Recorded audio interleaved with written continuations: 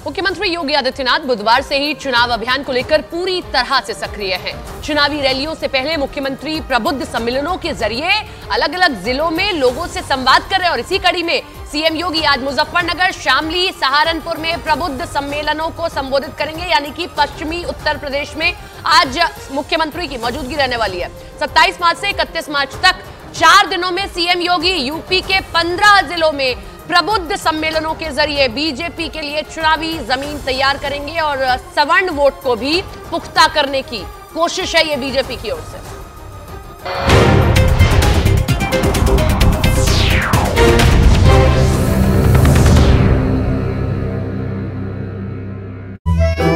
में आजम खान की हार की वजह बनी थी, लेकिन चुनाव में हारने के बावजूद आजम खान ने हार नहीं मानी थी और खुद को टाइपिस्ट का बेटा बताकर आम लोगों से खुद को जोड़ा था। तब के पत्रकार बताते हैं कि आजम खान ने पत्रकार और शायर मौलाना मोहम्मद अली जौहर को अपना गुरु बनाया था। मौलाना मोहम्मद अली जौहर अंग्रेजों का विरोध करते थे क्योंकि आजादी से पहले रामपुर का नवाब खानदान अंग्रेजों का करीबी माना जाता था।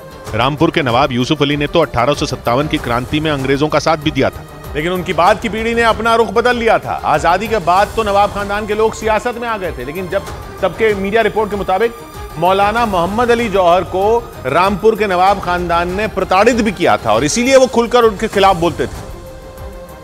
और बाद में रामपुर में अपनी सियासी जमीन जमाने के लिए आजम खान ने भी मौलाना मोहम्मद अली जौहर के सुर में सुर मिलाया था। वो रामपुर के नवाब खानदान के खिलाफ खड़े हो गए थे। कई साल बाद आजम खान ने रामपुर में मोहम्मद अली जौहर के नाम पर यूनिवर्सिटी तक खोल दी थी। यानी आजम खान ने नवाब खानदान से लोहा लेने के लिए मोहम्मद अली जौहर का सहारा लिया था, या यूं कहें कि उन्हें अपनी सीढ़ी बनाया था। और धीरे धीरे नवाब खानदान की पकड़ रामपुर की सियासत से कमजोर होने लगी थी। लेकिन इससे पहले रामपुर में नवाब खानदान का ही एक छत्र राज था। आजादी के बाद 1952 में हुए पहले चुनाव में रामपुर में देश के पूर्व शिक्षा मंत्री अबुल कलाम आजाद चुनाव जीते थे। कहते हैं रामपुर के नवाब परिवार ने उनका समर्थन किया था।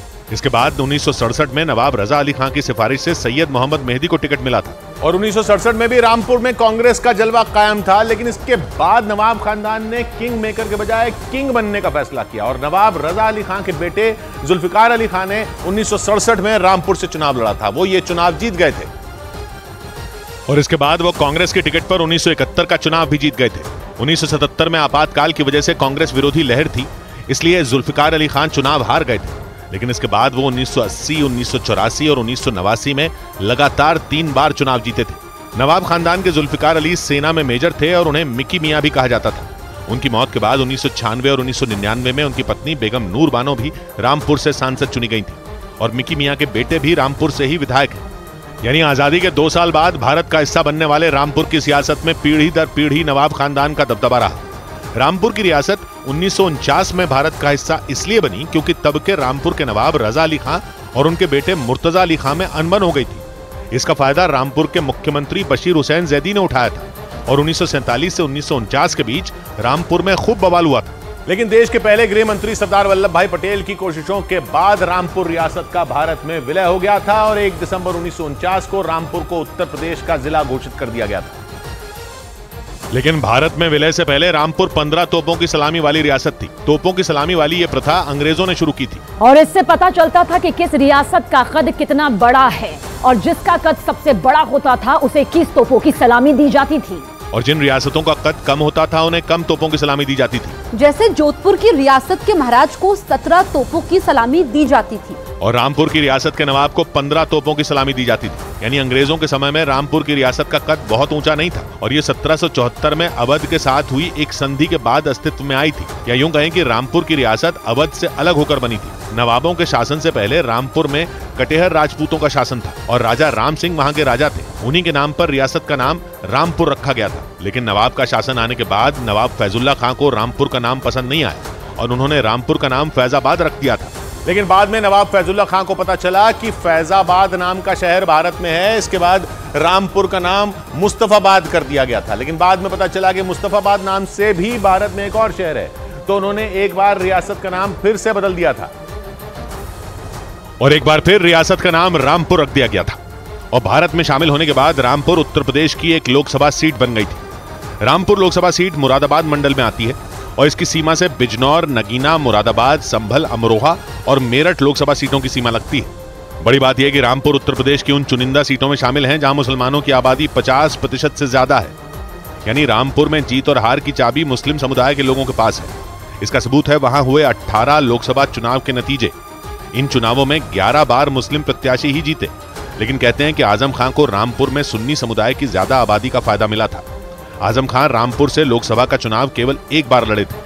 2019 के लोकसभा चुनाव में वो वहां से जीते थे। इससे पहले वो रामपुर में विधायक रहे, लेकिन कहते हैं कि रामपुर से सांसद कौन बनेगा ये वही तय करते थे। इसकी वजह से समाजवादी पार्टी में झगड़ा तक हो गया था। और 2009 में जयाप्रदा के रामपुर से चुनाव लड़ने पर आजम खान नाराज हो गए थे। उन्हें पार्टी से निकालने तक की नौबत आ गई थी। हालांकि बाद में मुलायम सिंह यादव ने उन्हें मनाकर वापस बुला लिया था, क्योंकि आजम खान को मुलायम सिंह यादव का करीबी माना जाता था। और कहते हैं कि समाजवादी पार्टी के MY यानी मुस्लिम यादव समीकरण में आजम खान का बड़ा रोल था। और इसीलिए समाजवादी पार्टी में मुलायम सिंह यादव और शिवपाल यादव के बाद आजम खान की ही हैसियत बड़ी थी। और मुलायम सिंह यादव के निधन के बाद पार्टी की कमान अखिलेश यादव के हाथों में आ गई थी और शिवपाल यादव और आजम खान दोनों का कद पार्टी में घट गया था। शिवपाल यादव और अखिलेश यादव का झगड़ा तो जग जाहिर हो गया था। और कहा जाता है कि अखिलेश यादव को आजम खान का दखल भी बर्दाश्त नहीं है और इसीलिए उन्होंने रामपुर और मुरादाबाद जैसी सीटों पर अपनी पसंद का प्रत्याशी उतारा। लेकिन सूत्रों ने बताया कि जेल में बंद आजम खान ने अखिलेश की नाक में दम कर दिया। उन्होंने एक बार फिर प्रेशर पॉलिटिक्स की, जो 2009 में जयाप्रदा को टिकट देने पर की थी, क्योंकि उस समय आजम खान ने जयाप्रदा के खिलाफ खुलकर प्रचार किया था। और इस बार खबर आई कि आजम समर्थकों ने रामपुर में चुनाव के बहिष्कार का ऐलान कर दिया था। इसकी वजह से नौबत यह आ गई कि मुरादाबाद से अखिलेश को ST हसन की टिकट काटनी पड़ी और रुचि वीरा को टिकट देनी पड़ी। रुचि वीरा को आजम खान का करीबी कहा जा रहा है।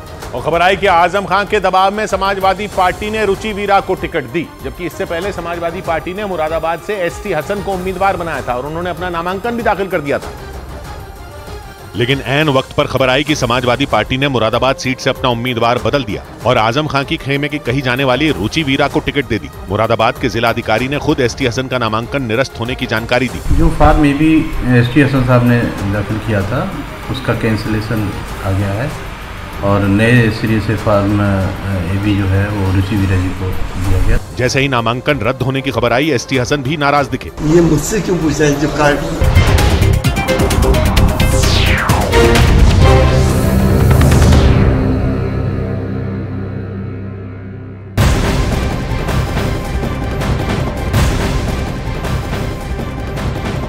लोकसभा चुनाव के लिए बीजेपी ने 7वीं सूची अपनी जारी कर दी और इस सूची में 2 उम्मीदवारों के नामों का ऐलान किया गया, जिसमें महाराष्ट्र की अमरावती सीट से बीजेपी ने नवनीत राणा को अपना उम्मीदवार बनाया है। नवनीत राणा इसी सीट से मौजूदा समय में सांसद हैं, लेकिन उस वक्त वो बीजेपी में नहीं थी, लेकिन अब उन्होंने बीजेपी का भी दामन थाम लिया और बीजेपी ने भी भरोसा जताया और उन्हें टिकट दे दिया। वहीं कर्नाटक की चित्रदुर्ग सीट से बीजेपी ने गोविंद करजोल को अपना उम्मीदवार बनाया है। बीजेपी ने इन 2 सीटों पर अपने उम्मीदवारों का ऐलान किया, वो सुरक्षित सीटें मानी जा रही है।